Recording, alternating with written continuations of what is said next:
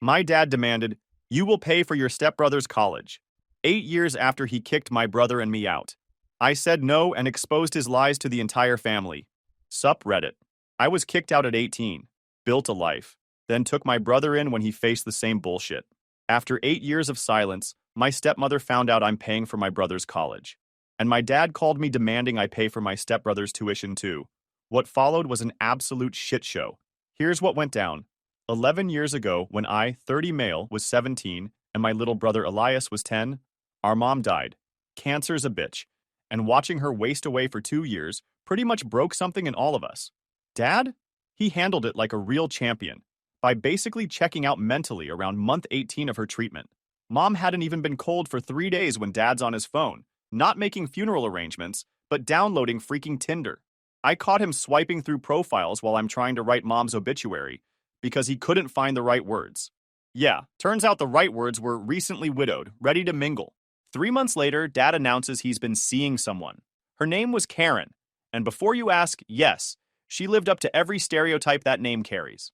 She was this bottle blonde suburban mom type who drove a white Escalade and had strong opinions about organic everything. Came with her own baggage too. An 8-year-old son named Dylan, who looked like he'd never seen the sun and had the personality of wet toast. But here's the kicker. Karen seemed nice at first. She laughed at my dumb jokes, remembered that Elias liked extra cheese on his pizza, and didn't immediately try to redecorate Mom's house with live, laugh, love bullshit. I actually thought maybe this could work. Maybe we could be some kind of blended family sitcom where everyone learns valuable lessons and hugs it out by episode's end. Nope, I was wrong. 6 months after Mom died, Dad drops the bomb at dinner. Karen and I are getting married, he announces, like he's telling us about a dentist appointment. And Dylan's going to be your new brother. Karen's sitting there with this fake smile. Elias looks at me with these wide eyes, and I can practically see the wheels turning in his head. When? I ask, because someone had to. Next month. We're thinking a small ceremony, just family.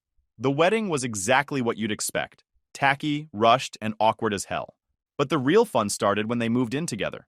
See, Dad owned Mom's house. The house where Elias and I grew up. Karen took one look at it and decided it needed a woman's touch, which apparently meant erasing every trace of Mom's existence. First, it was little things. Mom's coffee mugs disappeared, replaced by some generic set Karen bought at Target. The throw pillows Mom had crocheted got tossed for these ugly beige ones. Mom's recipe box mysteriously ended up in the garage sale pile. I caught that one just in time. These are Mom's recipes, I told Karen when I found the box marked for sale. Oh, I just thought since I do all the cooking now, she said with this innocent shrug that fooled absolutely no one. Yeah, well, you thought wrong. I took the box to my room and never let it out of my sight again. But the recipes were just the beginning. Next came the pictures. Karen started reorganizing the photo albums, which meant any picture of Mom got relegated to boxes in the attic. The family photos on the mantle? Suddenly they all featured the new blended family with Mom airbrushed out of history. And Dylan? Dylan was the golden child from day one. This kid couldn't wipe his own ass without getting a standing ovation. Failed a math test? Oh, Dylan's more of a creative type. Broke something? Accidents happen.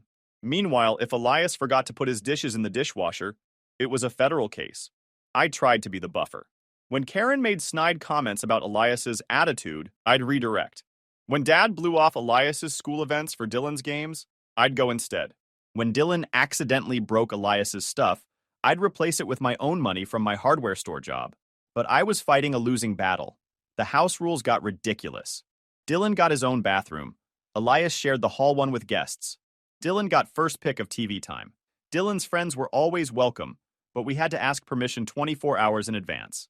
It's about learning respect and responsibility, Karen would say whenever I called out the bullshit. Things really went to shit around my senior year. I was turning 18 in 3 months, and Dad started making these comments about me preparing for the real world and learning to be independent. At first, I figured it was just normal dad stuff. Then, I overheard the conversation that changed everything. I was coming back from my friend Jake's house and heard Dad and Karen talking in the kitchen. Can't afford to keep supporting them forever, Karen was saying. I know, but they're my kids. And Dylan's your kid too now. We need to think about his future, his college fund. You can't keep splitting resources between 3 boys when one of them isn't even really yours. I stood there in the hallway, heart pounding. My own father was discussing kicking me out like we were unwanted roommates. That's when I realized we weren't family anymore. We were obstacles to Karen's perfect little nuclear family fantasy. And Dad? Dad was willing to sacrifice his own blood to make his new wife happy. I crept upstairs and found Elias in his room, doing homework. He looked up when I came in, and I must have looked like I'd seen a ghost because he immediately asked, "What's wrong? How do you explain that the man who's supposed to protect you is actively conspiring to get rid of you?" "Nothing, buddy," I said, sitting on his bed. "Just promise me something, okay? No matter what happens, you know you can always count on me. Always." He nodded, confused but trusting. "Are you going somewhere?" I couldn't answer. On my 18th birthday. Karen made dinner, Dylan's favorite meal naturally, and there was this awkward cake with "Happy Birthday" written in grocery store frosting. Dad gave me a card with $50 and asked me to stay after dinner. "Son, you're a man now. Time to start making your own way in the world. Your mother and I always planned that once you kids turned 18, you'd become independent. Character building. What exactly are you saying, Dad? Time for you to find your own place, get your own job, start your adult life. So you're kicking me out on my 18th birthday. I'm launching you into adulthood. There's a difference."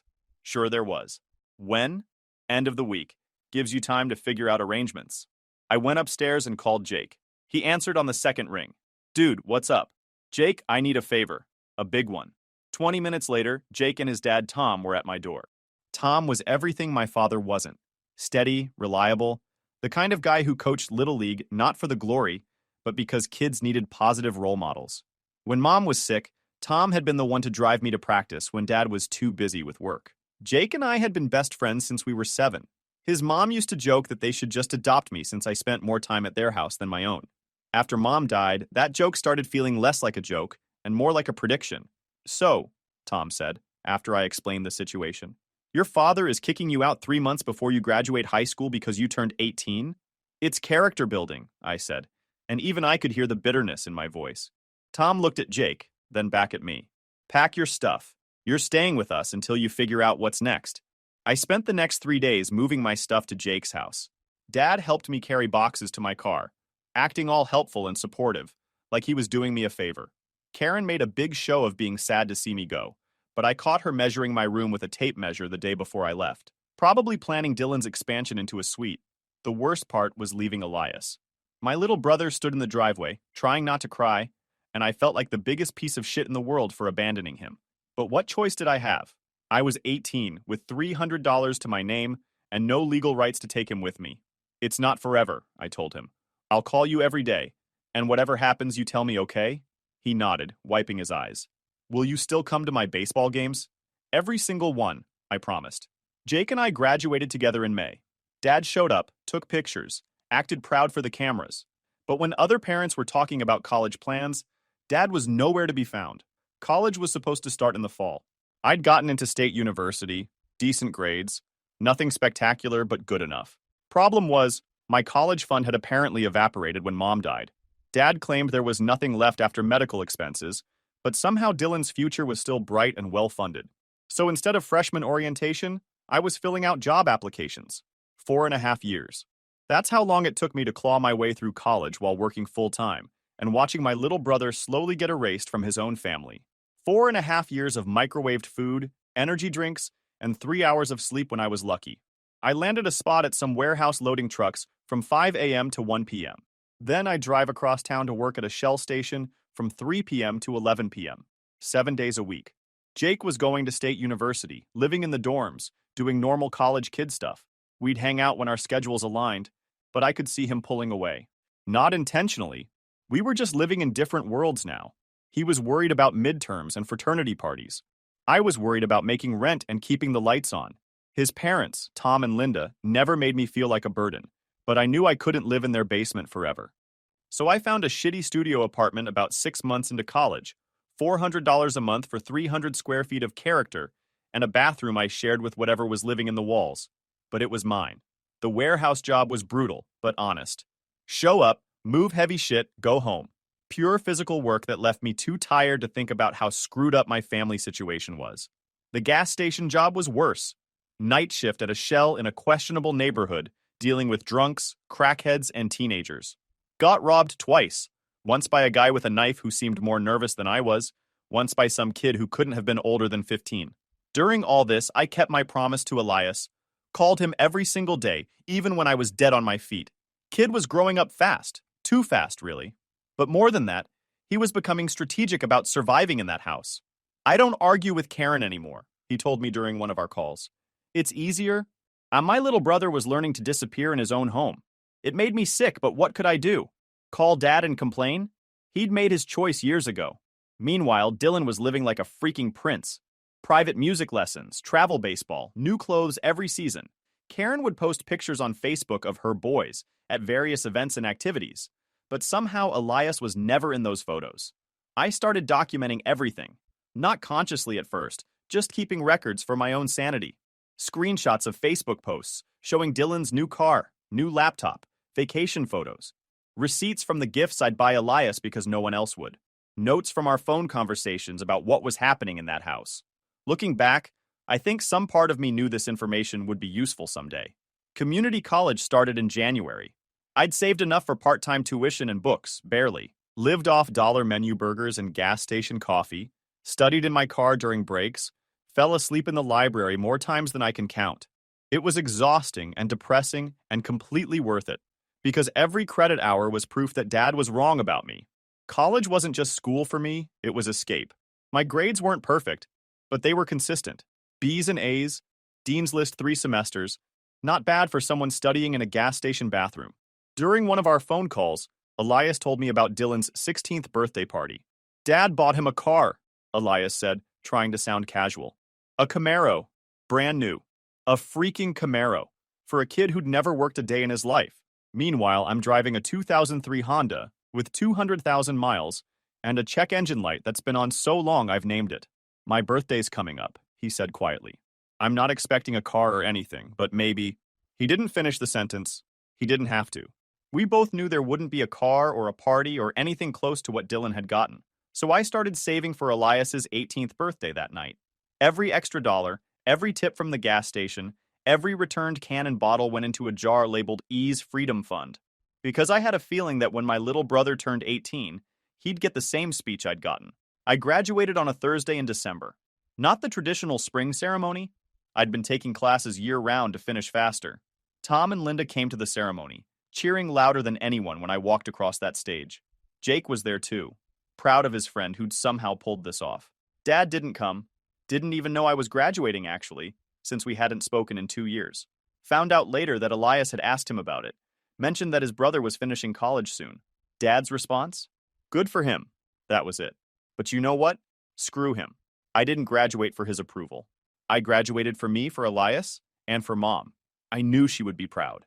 The job offers started coming in during my last semester. The skills I developed juggling 2 jobs in school were exactly what logistics companies were looking for. I accepted a position with Meridian Supply Solutions. $45,000 starting salary, health benefits, 401k matching. It felt like winning the lottery. My first real apartment was a 1-bedroom in a decent neighborhood. It had a full kitchen, a bathroom that didn't require sharing, and windows that actually opened. The promotion to senior analyst came after 18 months. Another $15,000. I was good at this work. Really good. By the time I turned 25, I was making $75,000 and had just been promoted to regional manager. Had my own office, my own team, respect from executives twice my age, and through it all, kept calling Elias. Watched him grow into a smart, resilient young man who'd learned to survive in a house where he wasn't wanted. 3 months before his 18th birthday, I moved to a bigger place. 2 bedrooms, good school district, everything a kid would need to finish high school and start college. The day he turned 18 and learned that Dad's definition of independence was just as screwed up the second time around. I'd been expecting this call for months. Hell, I'd been preparing for it for 7 years. But when my phone rang at 11:47 p.m. and I saw Elias's name on the screen, my stomach still dropped. He did it, Elias said before I could even say hello. His voice was steady, but I could hear the hurt underneath. Same speech you got. I was sitting in my living room, and for a second I was 18 again, sitting in Dad's kitchen getting kicked to the curb. He laughed. Karen was standing right behind him the whole time, nodding along like a freaking bobblehead. Of course she was. Karen had been planning this moment for years, just like she'd planned mine. Dad said I have until Sunday to make arrangements. Sunday. 3 days. At least I'd gotten a week. Pack your stuff, I told him. I'm coming to get you. You don't have to. Like hell I don't. You're not staying in that house another minute longer than necessary. There was silence on the other end, and for a second I thought the call had dropped. Then I heard him crying, maybe for the first time since Mom died. I thought maybe it would be different, he said. Maybe because I kept my head down, got good grades, never caused problems. Maybe he'd actually want me to stay. And there it was. The thing that broke me. After everything Dad and Karen had put him through, some part of Elias still hoped for their approval. Listen to me, I said. This isn't about you. This is about him choosing his new family over us. I drove over there that night with my truck and Jake. Yeah, Jake. Still my best friend after all these years. When I'd called him and explained what was happening, he didn't hesitate. Same as last time? He asked. Same as last time. We pulled up to the house at 12:30 a.m. All the lights were off except Elias's window. Dad's car was in the driveway. Karen's Escalade parked behind it like always. Elias was waiting for us with 3 garbage bags and a cardboard box. 7 years of his life in that house, and it all fit in my truck bed with room to spare. You sure about this? Jake asked as we loaded the bags. No going back once we leave. Elias looked at the house, then at us. There's nothing to go back to. Smart kid. He'd figured out what took me 18 years to learn. We drove back to my place in silence. I'd already set up the spare bedroom, bed, desk, dresser, everything a high school senior would need. Had a talk with the school district about transferring his records. Made sure he could finish his senior year without any disruption. When we got to my apartment, he just stood in the middle of the living room looking around. Damn, this is really happening, he said. Yeah, it's really happening. You hungry? We ended up ordering pizza at 2 a.m. and staying up until dawn talking. Not about Dad or Karen or the mess we'd left behind, but about the future. About all the possibilities that opened up when you weren't constantly walking on eggshells. The next morning, I laid down the ground rules. Same ones Tom Miller had given me when I moved in with them. Stay out of trouble, help around the house, keep your grades up. You do that, and you can focus on being a kid instead of working 3 jobs like I did. I want to get a job, Elias said. I want to contribute. You don't have to. I want to, he insisted. I've never had my own money. I want to know what that feels like. So he got a job at a local restaurant, bussing tables on weekends. For 8 years, 8 damn years, we had 0 contact with Dad, Karen, and Dylan, radio silence. It was like they'd never existed. And honestly, we were better off. Elias finished high school with a 3.9 GPA. Got into State University on an academic scholarship. Not a full ride, but enough to cover most of tuition. I told him I'd handle the rest, that he should focus on school and not worry about money. You sure? He asked. College is expensive. So is therapy, I said. And I'd rather pay for your education than pay someone to listen to your rant. He laughed at that, but I was serious. Every dollar I spent on his college was a screw you to Dad's philosophy. During those 8 years, I kept climbing the ladder. Regional manager became district manager, became vice president of operations. By 30, I was pulling in 6 figures and had a corner office with a view. I met Sarah in 2021. She was a marketing director I'd met through work. Smart, funny, and completely unimpressed by corporate bullshit. When I told her about my family situation, she didn't try to fix it or suggest reconciliation. She just said, their loss, and meant it. Sarah loved Elias like the little brother she'd never had.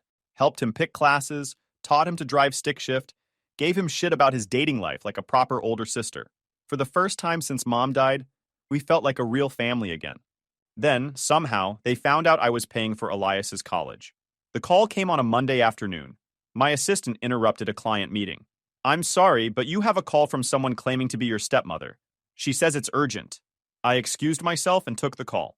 Hello? Hi, this is Karen. I hope you're doing well. After some awkward talk and faking she cares. She spilled. By the way, I heard you're paying for Elias's tuition. That's very thoughtful. You know your brother Dylan is starting college in the fall, and we were wondering if you'd be willing to help with tuition too. I had to put the phone down for a second and stare at it. Let me get this straight. You want me, the son your husband kicked out 8 years ago, to pay for the college education of the kid he kept? Well, when you put it like that, how else would I put it? Karen? She started going into some sob story about finances and Dylan's potential and how they were struggling to afford tuition. Meanwhile, I'm thinking about Dylan's Camaro, their Disney trips, the kitchen renovation. The answer is no, I said. I'm happy to pay for my brother's education. I'm not paying for Dylan's. How could you be so cruel? He's your brother too. You're being unreason. I hung up before she could finish her sentence. Sat there in my office, looking out at the city skyline, and started laughing. The sheer audacity of these people never failed to amaze me. Next came the old man. He called the same day. Went straight to the point. You are paying for Dylan's tuition if you like it or not. You don't get to act up on us the moment you get money. Do you understand? We're still your family. I won't let you. I hung up on him mid-barking, then blocked his number. But they weren't done. Within 48 hours, my phone was blowing up with calls and texts from relatives I hadn't heard from since high school graduation. Suddenly, every aunt, uncle, and cousin had strong opinions about my selfishness. My phone was buzzing constantly. Text after text from aunts, uncles, and cousins I hadn't spoken to in years, all with the same message. How could I be so cruel to Dylan? How could I play favorites? Didn't I understand that family meant supporting each other? Family. Right. The best one came from my cousin Michelle, Dad's niece, who I hadn't talked to since Mom's funeral. I can't believe you're being so petty. Dylan didn't choose this situation any more than you did. He's just a kid trying to go to college. You're successful now. Why can't you help him out? It's what your mom would have wanted. These assholes invoking Mom's memory to guilt me into funding Karen's kids' education. I called my Uncle Bill, Dad's brother, always the most straightforward guy in the family, because I needed to understand what exactly Dad had told everyone. Bill, what did Dad tell you about why I left home? Long pause. He said you wanted to be independent. Got into some argument about house rules and decided to move out. Said you were going through a rebellious phase. House rules. Rebellious phase. 8 years of lies, and the family had bought every word. And Elias? Same story. Said Elias was following your bad example, wanted to play house with his big brother instead of respecting his parents. I hung up and just sat there for a minute. This son of a bitch had rewritten history, made himself the victim of ungrateful children instead of the deadbeat father who'd abandoned his kids for a new family. That's when I decided it was time for some truth-telling. I set up a group video call with the extended family, sent invitations to everyone who'd been lecturing me about my selfishness, told them I wanted to clear up some misconceptions. 15 people showed up. When everyone was on screen, I laid it out. Since there seems to be confusion about what happened 8 years ago, let me clarify. I didn't choose to leave. Dad kicked me out. Same thing happened to Elias. We didn't run away, we got thrown away. You could hear a pin drop. For 8 years, none of you reached out. Not one call asking if we were okay. You believed Dad's lies without checking on us. But now that you want something from me, suddenly I'm family again? My Aunt Susan tried to interrupt. Now wait a minute. Dad chose his new family over his biological kids, and all of you enabled it. Now you're mad that I won't subsidize the golden child's education? Too bad. I ended the call and blocked every single one of them. Sarah found me in my office afterward. Feel better? She asked. Getting there, I said. But I wasn't done yet. See, something had been bothering me about this whole situation. How exactly did they find out I was paying for Elias's college? Only 4 people knew. Me, Sarah, Elias, and my financial advisor. I called Elias. Who else knows about the tuition payments? Nobody. I never told anyone. Why? How did Karen find out? It took some digging, but I finally figured it out. One of Karen's friends, a woman named Chloe who worked in the college's financial aid office, had looked up Elias's account, saw that his tuition was being paid by a third party, did some cross-referencing, and figured out it was me. Not only was this a massive violation of privacy laws, but it was probably what started this whole shit show. Karen's friend had fed her information she had no right to access, and Karen had used that information to track me down and demand money. Time to call a lawyer. FERPA violations are serious business. When colleges mishandle student information, they can lose federal funding. The Department of Education doesn't mess around with privacy breaches. Within a week, we had documentation proving that Chloe had accessed Elias's records without authorization and shared confidential information with Karen. We had witnesses, timestamps, everything we needed to build a case. The college panicked when they got our letter. These kinds of violations can shut down federal financial aid programs, which would have killed them. They were very motivated to make this go away quietly. We settled for $75,000, enough to cover Elias's remaining tuition in graduate school if he wanted it. Chloe got fired, the college implemented new privacy protocols, and I got the satisfaction of watching karma work in real time. But that was just the warm-up act. Remember how I mentioned I work in supply chain management? It's a smaller industry than you'd think, and people talk. Word gets around about who's reliable, who's not, who you want to work with, and who you want to avoid. Dad's plumbing business had been struggling for years. Turns out, when you spend all your time playing suburban dad instead of running your company, things tend to fall apart. He'd been trying to get contracts with some of the bigger construction companies, including a few that I had relationships with. I didn't sabotage anything, didn't badmouth him or spread lies. I just made sure the right people knew about his character. Funny how quickly word spreads in professional circles when someone's ethics come into question. Within 6 months, Dad couldn't get contracts anywhere. Companies that had been considering working with him suddenly found other options. Credit lines dried up. Suppliers started demanding payment up front. The suburban dream lifestyle he'd built on credit and bullshit started crumbling. He had to sell the house, Mom's house, the one where Elias and I had grown up. Moved into a rental across town, downsized everything, let half his crew go. Dylan had to transfer from his expensive private college to community college because they couldn't afford tuition. And Karen? Sweet Karen, who'd spent 8 years playing suburban mom with someone else's kid's inheritance?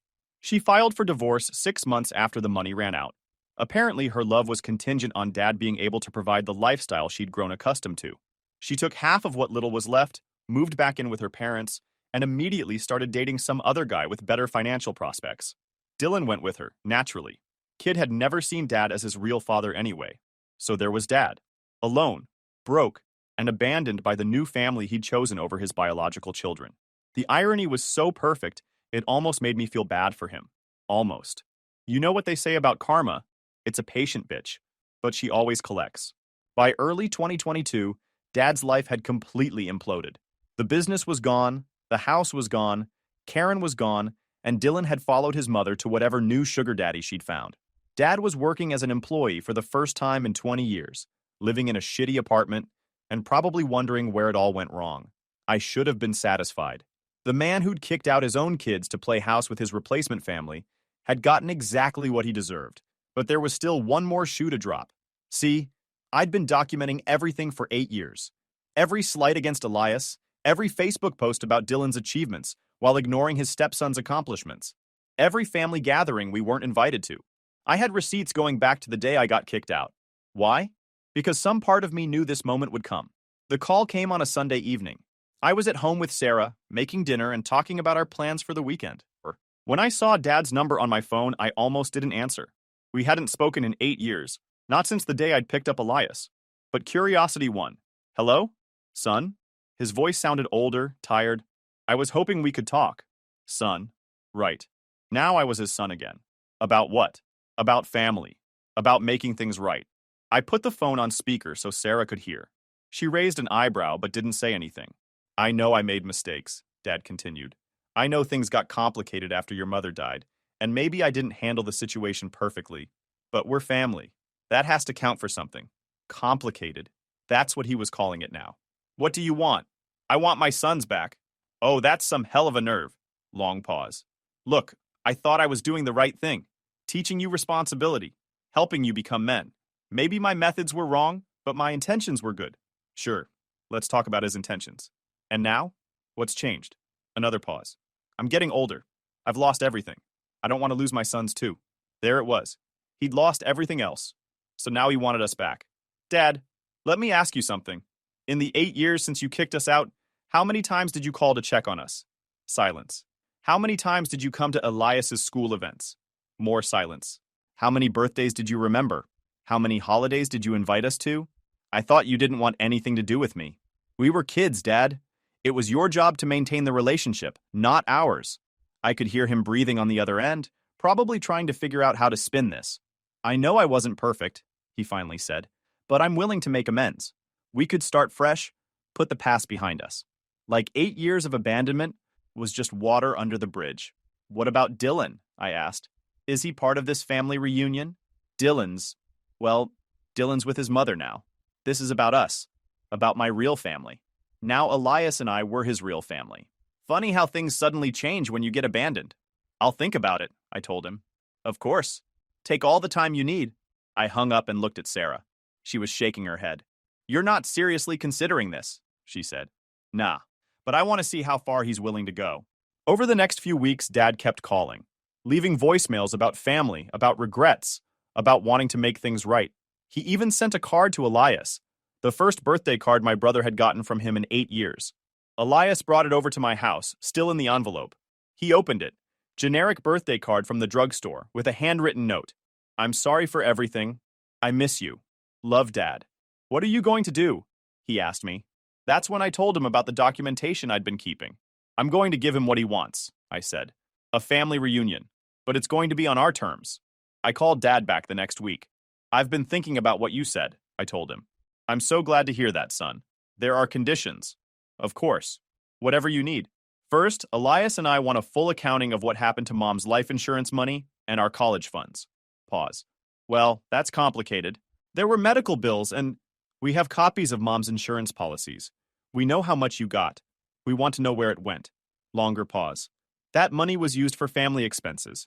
Dylan's car was a family expense?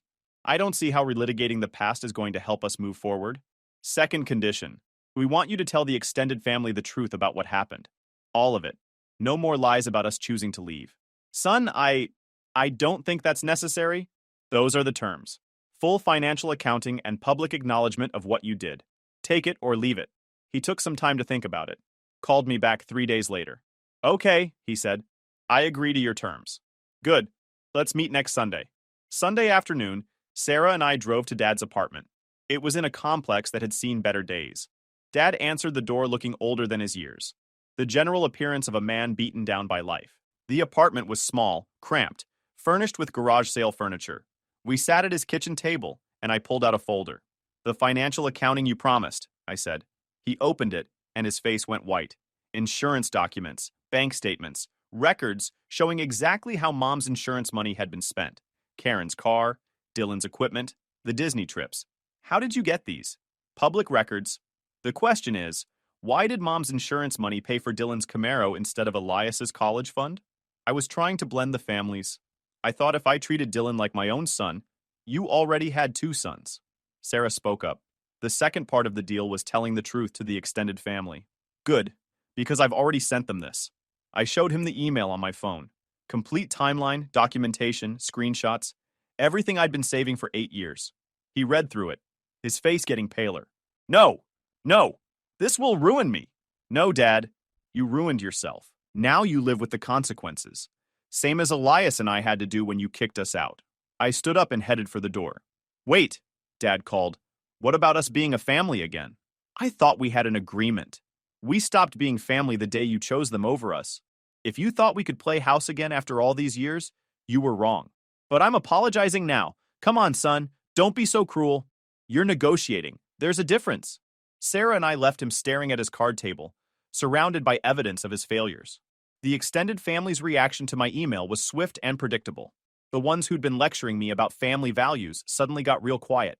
A few tried to call with weak apologies, but most just pretended the email had never happened. My grandfather called 3 days later. I owe you an apology, he said. I should have checked on you boys. Yes, you should have. Is there anything I can do now? Nothing that matters. Too little. Too late. He didn't argue. Good. Elias read through all the documentation, looked at the family's weak responses, and just shrugged. I'm not surprised, he said. I stopped expecting anything from them years ago. Dad tried calling a few more times over the following months, but I never answered. What was left to say? I'd given him the family reunion he wanted, just not the way he'd imagined it. The last I heard about him was from Jake, whose mom had run into Dad at the grocery store. He was working 2 jobs now, trying to dig out of debt, living alone in that sad apartment. What can I say? Karma's a bitch.